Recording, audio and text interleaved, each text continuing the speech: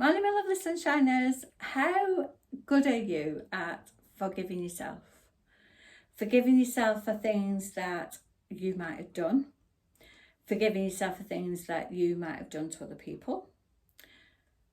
Forgiving yourself for feeling guilty about something that someone did to you, but you feel guilty about it because you think that it was your fault. How good are you at actually saying, hang on a minute, I'm going to forgive myself for this and not hold on to it any longer? Because the problem is, and I'm guilty of it so much myself, is that we hold on to this guilt and we hold on to this not forgiving because it feels like a protective shield around us.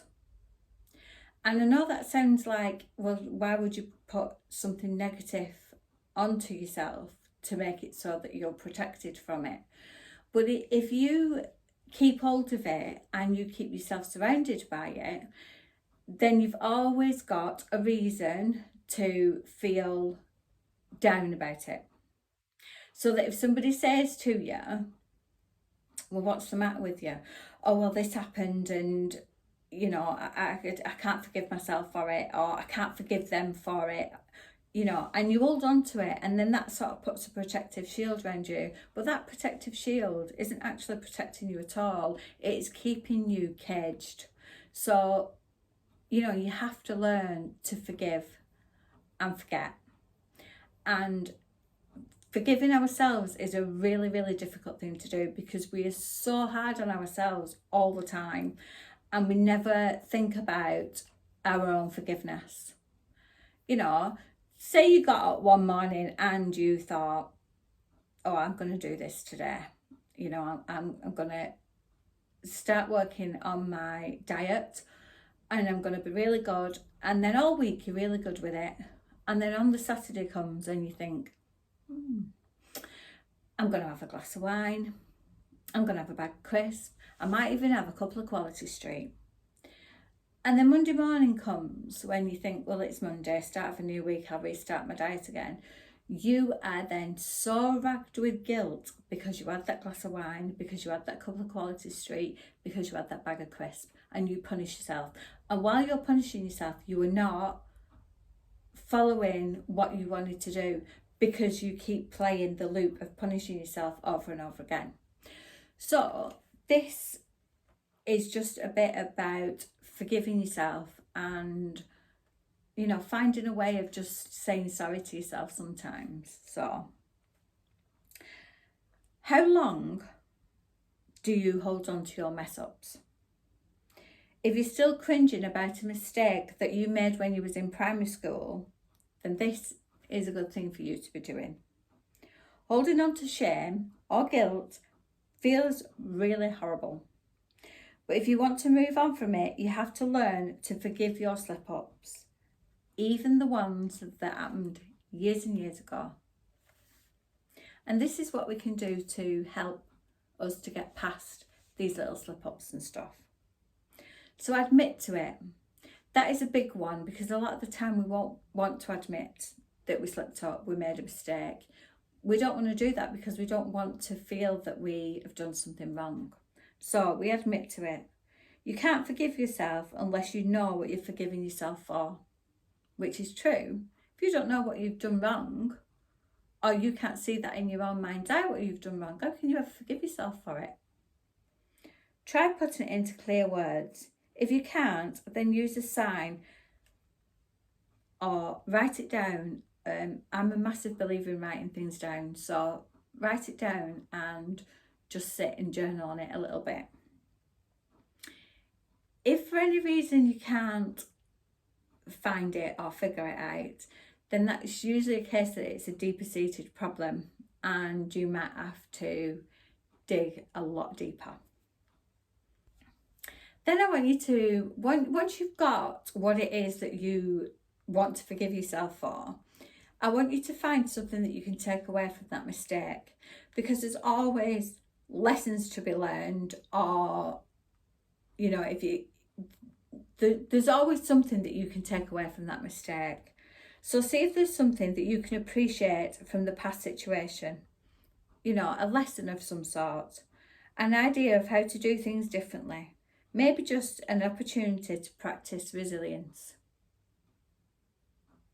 You know, you can put on your cloak, a bit like the invisibility cloak from Harry Potter, and you can push these thoughts away and not let them keep bothering you all the time. A big one for me was, oh, you've tried that before and you failed at it, so why would you want to do it again? But I always say to people, the reason why I try again is because I've learned something new that I can put into place that might get me that step further. Or, you know, I can just try to do it, but try and do it in a different way. Sometimes when you do something and you think, this isn't working, you walk away, you come back and you try again and you do it straight away. You know, you've got to give yourself that chance to learn from these mistakes. Saying I'm sorry. Now that's another big one. As I said before, we're very, very good at not saying sorry to ourselves. We're quite good at saying sorry to other people, but not to ourselves. We tend not to forgive ourselves that well because we feel that, well, what am I forgiving myself for? You know, I was just being silly, or I just wasn't concentrating, or whatever it might be. So learn to be able to say sorry to yourself.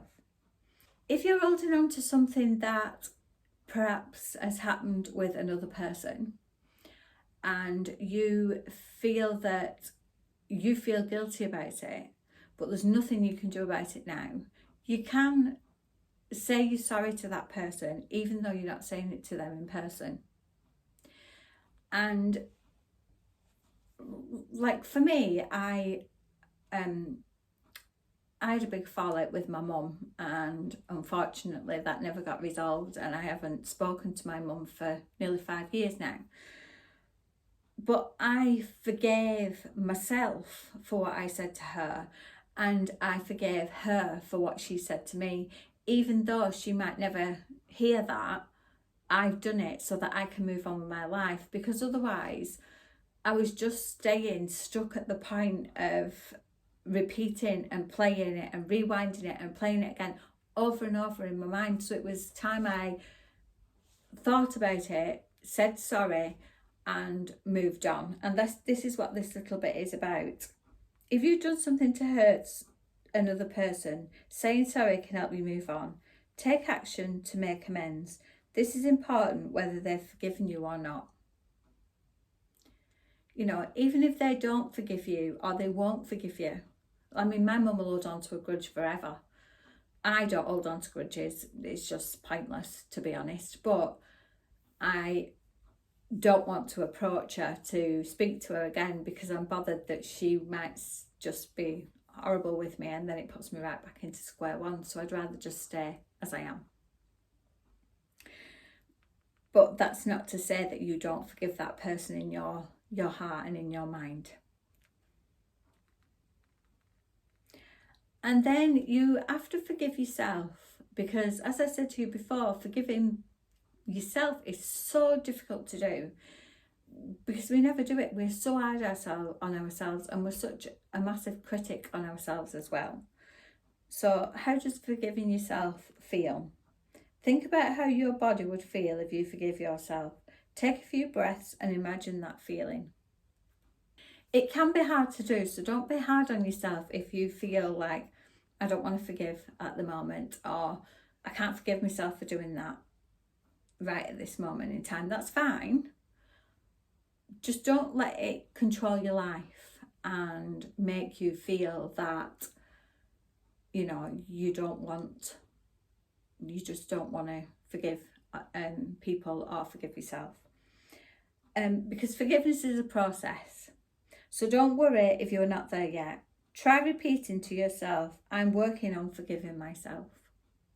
And that's a mantra that you can use occasionally and just say to yourself, I'm working on forgiving myself for XYZ. And then the final note is this: forgiving yourself for your screw-ups can help you forgive other people for theirs. So if you can forgive yourself for doing things that you feel were wrong, then it helps you to move on and to forgive other people for what they've done to you.